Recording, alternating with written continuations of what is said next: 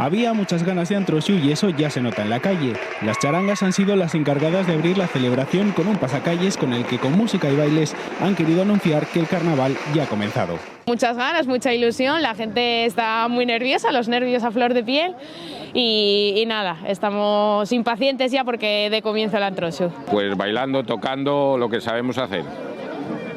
Y animando a la gente pues para que vuelva al Antrosiu. Este año se nota que queremos salir, que queremos disfrutarlo y el cuerpo lo pide. Las 12 comparsas han salido desde distintos puntos de la ciudad para encontrarse en la Plaza 6 de Agosto, desde donde han marchado juntas hacia la Plaza Mayor. Disfrutar un poco otra vez de la normalidad y de volver a verlo sonreír por ahí, pues hoy bienvenido sea todo. Ya llevo un mes y medio trabajando en el disfraz.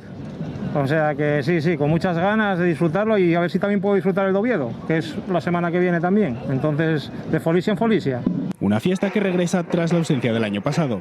Con este pasacalles, la ciudad da el pistoletazo de salida a un Antrosiu cuyos actos se extenderán durante todo el fin de semana y hasta el martes y que vivirá su gran día el lunes con el desfile.